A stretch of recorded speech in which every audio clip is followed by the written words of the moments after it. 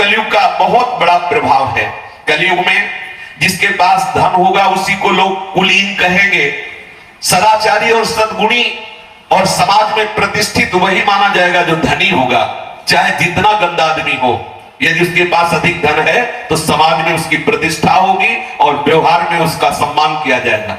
जानते हैं कि 4 हिंसा किए हैं तो जानते हैं उसका कैसे सम्मान होता है। बोले पता है तुम्हें कैसा आदमी, बड़ी दाग है, 4 मर्डर किए हुए। अब आप बोलो निंदनीय आदमी की वंदना की जाएगी, ये कलयुग का प्रभाव। बोले जानते हो बहुत चतुर है, न जाने कितनों को बेवकूफ बना दिया। अरे ऐसे आदमी की निंदा होनी चाहिए कि सम्मान, तो उसका सम्मान होगा। ये कलयुग का प्रभाव है।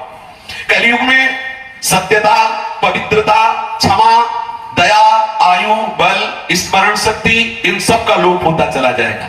देखो कैसे, बिल्कुल अभी तो 5000 वर्ष ही हुए हैं। जिसके हाथ में शासन होगा वो धर्म और न्याय की व्यवस्था के अनुसार नहीं चलेगा, अपने अनुकूल व्यवस्था के अनुसार चलेगा। जिसके हाथ में शासन होगा वो मनमानी आचरण करेगा। विवाह संबंध के लिए कुलशील योग्यता आदि की परवाह नहीं करेंगे। देखो जो शास्त्र में लिखा है वही हो रहा है, ये कलयुग का प्रभाव है। युवक युवती की पारस्परिक रुचि से ही संबंध माना जाएगा, ना कि शास्त्र या कुल परंपरा आदि से। व्यवहार की निपुणता, सच्चाई या ईमानदारी से नहीं माना जाएगा। जो जितना छल कपटी दंभी होगा वो उतना ही व्यवहार कुशल माना जाएगा। ब्राह्मण की पहचान नष्ट हो जाएगी, कहां रहेगा। अब ब्राह्मण बालकों का यज्ञोपवीत केवल एक संस्कार मात्र होता है ब्याह के समय। वो भी ब्याह वो थोड़ी देर पहन के खूंटी में टांग देते हैं, प्रवाहित कर देते हैं, कोई महत्ता नहीं रह गई। ना तो त्रिकाल संध्या है, न वैदिक मंत्रों का जाप है, न पवित्रता है, भ्रष्ट आचरण है। ब्राह्मण होकर शराब पिए, ब्राह्मण होकर के त्रिकाल संध्या न करे, सोचो कितने बड़े बड़े अपराध की प्रवृत्तियां उदय हो रही। कलिकाल का प्रभाव है। स्त्री और पुरुष की श्रेष्ठता का आधार उनका शील संयम न होकर केवल रति कौशल रहेगा। वस्त्र, दंड, कमंडल आदि से ही ब्रह्मचारी, सन्यासी आदि आश्रमों की पहचान होगी। एक दूसरे के बाह्य चिन्हों को स्वीकार कर लेना ही आश्रम में प्रवेश माना जाएगा, ना कि तपस्या या सात्विक सद्गुण या भजन। केवल बाहरी वेश परिवर्तन ही साधुता का प्रतीक होगा। जो जितना घूस देने में समर्थ है उसे उसी को न्याय मिलेगा। जो जितना धन खर्च कर सकता है उसी की समाज में प्रतिष्ठा होगी। जो घूस नहीं दे सकता, जो धन से असमर्थ है, उसको न्याय मिलना मुश्किल हो जाएगा। अदालतों से ठीक ठीक न्याय ना मिल सकना। बोलचाल में जो जितना चालाक होगा वो उतना ही बड़ा विद्वान पंडित माना जाएगा। जो शास्त्र कह रहा है वही आज हो रहा है वर्तमान में। असाधुता की पहचान होगी गरीब होना। जो गरीब है वही असाधु है, और जो धनी है जितना दंभ कर ले, जितना पाखंड कर ले, वो उतना ही बड़ा साधु माना जाएगा। जितना नाटक दिखा सके उतना ही साधु बड़ा माना जाएगा। शास्त्रीय विधि विधान संस्कार आदि की कोई परवाह नहीं करेगा। सुंदर बाल संवार लिए, कपड़े संवार लिए, यही स्नान माना जाएगा। लोग दूर के तालाब को तीर्थ मानेंगे और निकट के महामहिमा में गंगा गोमती आदि तीर्थों की अवहेलना कर देंगे। सिर पर बड़े बड़े बाल रखाना, उनको सुंदर सजाना, यही सुंदरता का चिन्ह रह जाएगा। सबसे बड़ा पुरुषार्थ होगा जैसे भी बने पेट भरने की व्यवस्था हो जाए, यही पुरुषार्थ होगा। जो जितनी ढिठाई से बात कर सके उसे उतना ही सच्चा माना जाएगा। चतुराई का सबसे बड़ा लक्षण होगा कि तुम कैसे किसकी कितनी बेईमानी कर लेते हो, उतने तुम महान पुरुष हो। कलयुग का प्रभाव होगा कि जो जितने चतुराई से बेईमानी कर ले, जितना धन दूसरे का चुरा ले, उतना ही बड़ा वो महान माना जाएगा। अरे बोले समझते हो कितनी बिल्डिंगें बनी, अब कितने वो बेईमानी से बना रहे, से कोई मतलब नहीं। धर्म का सेवन केवल यश के लिए किया जाएगा। केवल लोग बड़ाई करें कि बड़े धर्मात्मा पुरुष है, पौशाला खुलवाया है, देखो साधु सेवा करते हैं, देखो बंगला बनाते हैं, ये सब उसका उद्देश्य होगा यश, ना कि भगवत प्रसन्नता। कलिकाल में ऐसे दोस्त प्रकट होंगे कि सबके शरीर छोटे होने लगेंगे, भोग वासना बढ़ जाएगी, शरीर रोग से ग्रस्त होंगे, वर्ण और आश्रम धर्म बतलाने वाले शास्त्र गुप्त हो जाएंगे, और जो पाखंडी लोग हैं वो शास्त्रों का अर्थ अपने हिसाब से करेंगे। वो सामने शास्त्र रखा है, अब स्वयं भजन है नहीं, अनुभूति है नहीं, तो वो अपने जैसे हमारी वासनाओं की पूर्ति हो वैसे शास्त्र का अर्थ बताएंगे। जो हिंसा, झूठ, निरपराध लोगों को दंड देना, चोरी करना, ये सब वृत्तियां बढ़ने लगेंगी। चारों वर्ण सूत्र के समान हो जाएंगे। गौएं बकरियों की तरह हो जाएगी, बहुत कम दूध देने वाली हो जाएगी, गौओं का आदर खत्म होने लगेगा। आप देखो कुत्ते पाले जाते हैं घर में, कुत्तों को बिस्कुट पवाया जाता है, महकुआ साबुन लगाया जाता है, और कार में डॉली डॉली कह के चुम्मी लेते हुए बैठा के डुलाया जाता है, और गाय को डंडा अगर दरवाजे खड़ी हो जाए तो डंडा मार के भगा दिया जाता है। ये कलयुग मुक्का महाराज का प्रत्यक्ष देखो प्रभाव। जो गऊ समस्त देवताओं के द्वारा भी वंदनीय है, अगर वो एक ग्रास के लिए दरवाजे पे खड़ी हो तो हम डंडा मार के भगा देंगे। और भय क्या है, कहीं गोबर न कर दें, क्योंकि गोबर परम पवित्रता का स्वरूप है और वो अपवित्र हृदय वाले हैं, तो डरते हैं कहीं गाय पेशाब न कर दे, क्योंकि सारे तीर्थ उसके पेशाब में वास करते हैं। गाय कोई साधारण गाय का गोबर और मूत्र परम पवित्र है। जब पहले दीक्षा दी जाती थी तो पंचगव्य पिलाया जाता था, गाय का दूध, गाय का घी, गाय का दही, गाय का गोबर, गाय का मूत्र, ये पंचगव्य है। इसके पाने से कितना भी पतित हो पावन हो जाता है। तो आज गाय दरवाजे पे खड़ा होती है तो डंडा मारा जाता है, भगा दिया जाता है, और कुत्ते को प्यार किया जाता है। कैसा समय आ गया है। अभी तो 5,000 वर्ष का है, 4,32,000, क्या क्या होगा। और जो घर गृहस्थी वाले हैं वो केवल भोग सामग्री संपन्न करना, एकाग्रता से कैसे भोग सामग्री एकत्रित हो और भोग भोगना, बस इतना ही केवल रह जाएगा। हमारे जीवन का लक्ष्य भगवत प्राप्ति है, अतिथि सत्कार है, साधु सेवा है, ये सब भाव हटते चले जाएंगे। धान, जौ, गेहूं आदि ये बहुत छोटे छोटे पौधे होंगे और अन्न भी जहरीला होने लगेगा। देखो फेंका जाता है जहर, ये जो शरीरों में रोग हो रहे हैं, अन्न में जो खाद लगाई जाती है, जहर छिड़का जाता है, उसका प्रभाव अन्न में होता है, शरीरधारियों के ऊपर उस अन्न का प्रभाव पड़ता है। वृक्ष में अधिकांश छोटे छोटे पौधे रह जाएंगे, कटीले रह जाएंगे। जो बड़े बड़े वृक्ष रस वाले फल देने वाले हैं वो सब अंतर ध्यान होते जाएंगे। ऐसा हो रहा है, बड़े बड़े आम के वृक्ष सूख रहे हैं और नकली छोटे छोटे हो जो अब वो पौधे बढ़ रहे हैं। बादलों में बिजली तो चमकेगी परंतु वर्षा नहीं होगी। गृहस्थों के दरवाजे पर साधु और अतिथि का सत्कार नहीं होगा। ब्राह्मण वेद ध्वनि से रहित हो जाएंगे और एक समय ऐसा आएगा कि जनसंख्या घटती चली जाएगी, सूने सूने गांव हो जाएंगे। कलयुग का ऐसा प्रभाव कि मनुष्य गधे जैसा स्वभाव वाला हो जाएगा, केवल विषयों को भोगना और विषयों का बोझा ढोना, ना शास्त्र से मतलब है ना संतों से मतलब है। कलयुग का ऐसा प्रभाव कि समस्त धर्म लुप्त हो जाते हैं, लोग पाप में रति करते हैं। सदग्रंथ केवल रखे रहते हैं, कोई सदग्रंथों को पढ़ करके अपने आचरण में नहीं उतारता। दंभी लोग, पाखंडी लोग, कंचन कामनी की लालसा रखने वाले लोग शास्त्रों का अर्थ बताने लगे हैं, कल्पना करके बहुत अलग से पंथ निकाल लेते हैं। सभी लोग मोह के बस हो गए हैं, शुभ कर्मों को लोभ ने हड़प लिया है। हे ज्ञान के भंडार गरुड़ जी महाराज, मैं कलयुग के धर्म कहता हूं, इनको सुनो।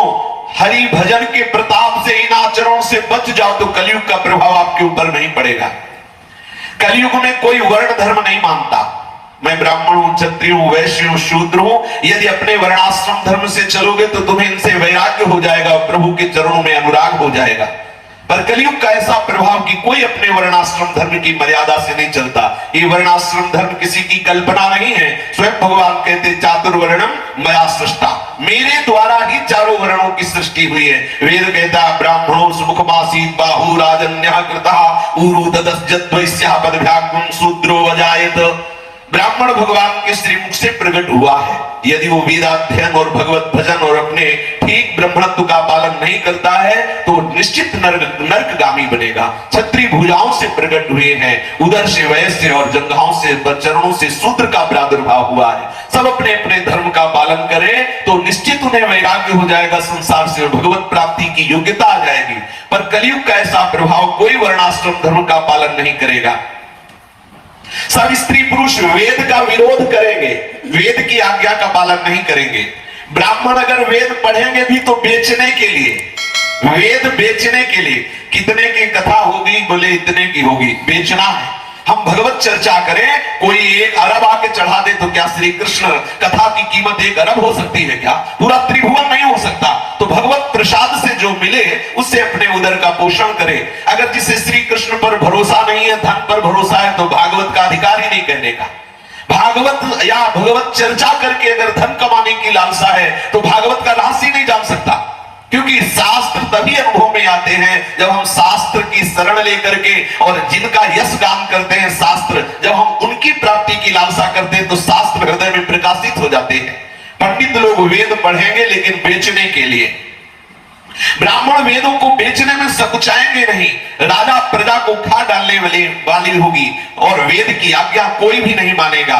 जिसको जो अच्छा लगेगा वही आचरण करेगा। जो ज्यादा डींग मार ले, ज्यादा पंडिताई झाड़े, मिथ्या बोले, उसे ही कहा जाएगा बड़े विद्वान है। जो अपनी डींग मार ले और खूब पंडिताई झाड़ ले और खूब मिथ्या बोले और जो जितना पाखंड रच ले, जितना दंभ कर ले, उतना ही बड़ा वो संत कहा जाएगा। अब ऐसे हम मंचों पे जाते हैं जैसे नौटंकी वाला अपने को सजा के नहीं जाता मंच पे प्रभावित करने के लिए, लाली लिपस्टिक काजल पूरा फिट करके। अब ऐसे हम भगवत चर्चा करने जा रहे हैं। किनकी? जिनका स्मरण करने से देह स्तुति से ऊपर उठा जाता है, उन प्रभु की चर्चा करने के लिए हम ऐसे सजा के अपने को, बोलो किसको रिझाने जा रहे हो, गोविंद को या माया को? उद्देश्य है तो क्या भगवत चर्चा, क्या सत्संग। जब खुद शरीर में आसक्ति है शरीर सजाने में, तो क्या आप शास्त्रों का रहस्य जानेंगे? जब खुद मंत्र नहीं प्राप्त, खुद मंत्र का अनुष्ठान नहीं, खुद भगवत साक्षात्कार नहीं, तो क्या दूसरे को मंत्र, क्या दूसरे को उपदेश? कलयुग में ऐसे ही नाटक बढ़ेगा। जो जितना नाटक कर ले उतने बड़ा महात्मा कहा जाएगा। जो जिस किसी प्रकार से दूसरे का धन हरण कर ले वही बुद्धिमान, जो दंभ कर ले वही बड़ा आचारवान, जो झूठ बोल ले, हंसी दिल्लगी मजाक करना जाने वही गुणवान कहा जाएगा कलयुग में। जो आचारहीन है, जो वेद मार्ग से भ्रष्ट है, ऐसे कलयुग में रहने वालों को ज्ञानी कहा जाएगा, वैराग्यवान कहा जाएगा। आचार भ्रष्ट, शास्त्र विरुद्ध आचरण करने वालों को कहा जाएगा ये बड़े ज्ञानी है, ये बड़े वैरागी है। जिसके बड़े बड़े नख हो, लंबी जटाएं हो, यही पहचान होगी तपस्या की, ये बड़े तपस्वी है। जो अमंगल वेश धारण किए हुए, अमंगल भूषण धारण किए हुए, भक्ष अभक्ष खाने में कोई सोचते नहीं है, उन्हीं को कलयुग में योगी कहा जाएगा, सिद्ध कहा जाएगा। कलयुग में वही लोग पूज्य होंगे जो जितना आडंबर कर ले, जिनके आचरण दूसरों का अहित करने वाले हैं, उन्हीं का बड़ा गौरव होगा। सम्मान के योग्य वही होंगे जो जितना नाटक दिखा ले। जो मन वचन कर्म से झूठ बोलने में बिल्कुल हिचकाते नहीं हैं, कलयुग में वही लोग बड़े यहाँ वक्ता माने जाएंगे। जितना झूठ बोल सको, जितना बात बना सको, वही उतना बड़ा प्रवक्ता माना जाएगा। ब्राह्मण अबड़, लोभी, कामी, आचारहीन, मूर्ख और नीच जाति की व्यभिचारिणी स्त्रियों से व्यभिचार करेंगे। ऐसा कलयुग का बड़ा तांडव होगा कि शूद्र नाना प्रकार के जप तप और व्रत करेंगे और व्यास गद्दी पर बैठ करके पुराणों की कथा कहेंगे। सब मनमाना आचरण, कोई भी नीति को स्वीकार नहीं करेगा, धर्म विरुद्ध सब आचरण होंगे। कलयुग में सब लोग वर्ण शंकर और मर्यादा से च्युत होने लगेंगे। वे पाप करते हैं और फलस्वरूप दुख, भय, रोग, शोक और प्रिय वस्तुओं का वियोग प्राप्त करते हैं। वेद सम्मत तथा वैराग्य और ज्ञान से युक्त जो हरि भक्ति का मार्ग है, मोहवश उस पर तो कोई चलना ही नहीं चाहता। नए नए पंथ जिनमें खूब भोगों के लिए छूट है। अभी एक दिन किसी ने कहा कि हम अपने परिवार को तुम्हारे यहाँ दीक्षा देने की सोचे थे, लेकिन इसलिए नहीं दिला सकते, तुम्हारे यहाँ नियम बहुत है। नियम होने के कारण हम तुम्हारे यहाँ दीक्षा नहीं दिला सकते। तो दीक्षा का मतलब क्या रहा कि भ्रष्ट आचरण करो और दीक्षा भी ले लो। अगर दीक्षा है और भगवत मार्ग में नहीं चलते तो फिर दीक्षा का मतलब क्या रहा? केवल ये बोर्ड लगाने से भगवत प्राप्ति हो जाएगी क्या कि हम वैष्णव हो गए हैं और प्याज लहसुन खाओ, गंदे आचरण करो, धर्म से ना चलो तो वो और अपराध बनेगा। इसीलिए तो कहा एक न सुने एक नहीं देखा, गुरु शिष्य अंध बधिर कर लेखा। सन्यासी धन खूब एकाग्रता से धन संवारेंगे। जो सन्यासी है, वैरागी है, धन संवार कर खूब इकट्ठा करेंगे। वैराग्य नहीं रहा, विषयों ने उनकी मति का हरण कर लिया। तपस्वी धनवान देखे जाएंगे और दरिद्र पाए जाएंगे गृहस्थ जन। गृहस्थ जन दरिद्र और त्यागी वैरागी धनवंत। कलयुग की बड़ी विचित्र लीला थे तात कहने में नहीं आ रही। जो कुलवती शील सदाचार से युक्त सती स्त्री है, उसको ठोकर मार के निकाल दिया जाएगा और जो वैश्या प्रवृत्ति के उसे घर में सजा के रखा जाएगा। माता पिता को पुत्रजन तभी तक मानेंगे जब तक दुल्हन का मुंह नहीं देखा। जब से ससुराल प्यारी लगने लगी तब से परिवार के सब दुश्मन नजर आने लगे। माता पिता भाई बंधु सब दुश्मन, क्योंकि पत्नी प्यारी लगी, ससुराल साले सलाहकार हो गए। अब माता पिता गुरुजनों की सलाह की जरूरत नहीं है। राजा लोग पाप परायण हो गए, उनमें धर्म नहीं रहा। वे प्रजा को नित्य ही बिना अपराध दंड दे करके उनकी दुर्दशा किया करते हैं। धनी लोग नीच जाति के होने पर भी अपने को धन के प्रभाव से सर्वश्रेष्ठ साबित करना चाहते हैं। ब्राह्मण केवल जनेऊ मात्र रह गया है। नंगे बदन रहना तपस्वी का, तपस्या का चिन्ह माना जाएगा। वेद और पुराणों को न मानना, कलयुग में वे ही हरिभक्त और सच्चे संत कहलाएंगे जो वेद को न माने, पुराण को न माने और निर्वस्त्र रहे। अरे क्या बड़े दिगंबर रहते हैं, बड़े तपस्वी हैं। हे पक्षीराज गरुड़ जी, कलयुग में कपट, हठ, दंभ, द्वेष, पाखंड, मान, मोह, काम, ये सब ऐसा पूरे ब्रह्मांड में व्याप्त हो जाएगा, भजन करने के लिए समय नहीं दिया जाएगा। मनुष्य जब तक यज्ञ, व्रत और दान आदि ये सब तामसी भाव से करेंगे, देवता पृथ्वी पर जल नहीं बरसाएंगे, बोया हुआ धान उगेगा नहीं, बार बार अकाल पड़ जाएगा, लोग बिना अन्न के दुखी होकर के मरेंगे, बारंबार अकाल पड़ेगा। भजन कर लो, आगे जो कलयुग का प्रभाव आने वाला है वो भजन करने के लिए समय नहीं देगा। स्त्रियों के बाल ही भूषण होंगे और बहुत खाने वाली होंगी, धनहीन और ममता से युक्त, सदैव लड़ाई झगड़ा करने वाली, सदैव दुख स्वयं भोगने वाली और परिवार को दुख प्रकट करने वाली। ऐसा अब आदमी काम करके आ रहा है, आते ही झंझट शुरू कर दी, झगड़ा शुरू कर दिया। मूर्ख स्वभाव वाली, धर्म में उनका बिल्कुल प्रेम नहीं रहेगा, थोड़ी बुद्धि, कठोर हृदय, कोमलता का नाश, ऐसे स्वभाव वाली स्त्रियां हो जाएंगी। मनुष्य रोगों से पीड़ित हो जाएंगे, कहीं भी किसी को शांति और सुख नहीं मिलेगा, बिना ही कारण एक दूसरे से विरोध, बिना ही कारण अभिमान करके जलना, बस 10-5 वर्ष का थोड़ा सा जीवन आगे रहेगा, जो समय आने वाला है आगे, और घमंड ऐसा रहेगा मानो कल्पांत में भी नाश नहीं होना है। कलयुग का ऐसा प्रभाव बढ़ेगा कि कोई बहन बेटी को भी नहीं बख्शेगा। विचारहीन पशु स्वभाव वाले, जिन बहन बेटियों की रक्षा करनी चाहिए वो उन्हीं के साथ वे विचार करेंगे, ना संतोष होगा, ना विवेक होगा, ना शीतलता होगी, जाति कुजाति सब भीख मांग के खाने वाले हो जाएंगे। ऐसा हो रहा है, प्रारंभ हो चुका है कलयुग का। तो ये आचरणों का, जितने आचरण कहे जा रहे हैं आप देख लीजिए, सृष्टि में सब आचरणों का प्रभाव पड़ने लगा है, आगे चल करके और इनका बोलबाला हो जाएगा। ईर्ष्या, कड़वे वचन, लालच से भरपूर लोग रहेंगे, किसी के हृदय में समता नहीं देखी जाएगी, सब लोग वियोग और विशेष शोक और अशांति से भरे पड़ेंगे। वर्णाश्रम धर्म का कोई आचरण नहीं मानेगा, इंद्रियों का दमन, दान, दया, समझदारी किसी में नहीं रह जाएगी, केवल मूर्खता, दूसरों को ठगना, यही भाव बढ़ता चला जाएगा। स्त्री पुरुष केवल शरीर का पोषण, पराई निंदा करना, ऐसे ही लोगों की बाहुल्यता हो जाएगी। हे सर्पों के शत्रु गरुण जी, कलिकाल पाप और अवगुणों का घर है, किंतु एक बहुत बढ़िया इसका गुण है। अपने लोग अगर इस गुण को पकड़ ले तो सारे अवगुणों पर विजय प्राप्त कर लेंगे। बिना परिश्रम के घोर तपस्या से जो जो लाभ मिलता था वो बिना परिश्रम के इसमें मिल जाएगा। क्या? कृतयुग, त्रेता, द्वापर, पूजा, मखर जोग, जो गति होई सुकली, हरि नाम ते पावनी लोग। सतयुग में, त्रेता में और द्वापर में, सतयुग में, त्रेता में, द्वापर में जो पूजा, यज्ञ और योग से गति प्राप्त होती थी, कलयुग में केवल हरिनाम कीर्तन और हरिनाम जप से बात बन जाएगी। कोई योग नहीं करना, कोई तपस्या नहीं करनी, बस जिह्वा से नाम उच्चारण करते रहो। इसी से कलयुग का प्रभाव आपको छुएगा नहीं और आपको भगवत प्राप्ति हो जाएगी। जहां 10-10 हजार वर्ष तक एक पैर के अंगूठे के बल खड़े होकर वायु पीकर तपस्या करने से जो बात नहीं बनी, वहां नाम कीर्तन के प्रभाव से सहज में भगवत प्राप्ति की बात है। कलयुग का बहुत बढ़िया प्रभाव है कि अगर इसमें हरिनाम जपा जाए तो कोई भी दोष आपको पकड़ नहीं सकता, और युगों में बड़ी बड़ी तपस्या से जो वस्तु प्राप्त होना कठिन थी, इसमें केवल हरिनाम जप से प्राप्त हो जाएगी। सतयुग में सब योगी और विज्ञानी होते हैं, हरि का ध्यान करके सब प्राणी भवसागर से तर जाते हैं। त्रेता में मनुष्य अनेक प्रकार की यज्ञ करते हैं और सब कर्मों को प्रभु के समर्पण करके भवसागर से पार हो जाते हैं। द्वापर में श्री हरि के श्री चरणों की पूजा करके मनुष्य संसार से तर जाते हैं, दूसरा कोई उपाय नहीं। लेकिन कलयुग में तो केवल हरिनाम कीर्तन, हरिनाम जप और हरि के गुणों की गाथा श्रवण और गान करने से सहज में भवसागर से पार हो जाते हैं, भवसागर की थाह ले लेते हैं। कलयुग में ना तो योग और यज्ञ है और ना ज्ञान ही है, केवल प्रभु श्री हरि का गुणगान एकमात्र आधार है। अतएव सारे भरोसे त्याग करके केवल श्री हरि का भजन करो, प्रेम सहित श्री हरि के गुणों का गान करो, श्री हरि के गुणों का श्रवण करो, सहज में भवसागर से पार हो जाओगे। कलयुग का कोई भी प्रभाव आपके ऊपर, प्रताप कलयुग में प्रत्यक्ष है। कलयुग का एक महान प्रताप है कि मानसिक पुण्य प्राप्त हो जाता है लेकिन मानसिक पाप नहीं लगता। अगर मानसिक पाप लगता तो हम लोग घोर नरकों को भोगते। कलयुग का एक महान प्रताप है कि मानस का पुण्य तो प्राप्त होता है लेकिन पाप नहीं प्राप्त होता। जिनका प्रभु के चरणारविंद में प्रेम है, कलयुग का कोई भी धर्म उसके ऊपर व्याप नहीं सकता।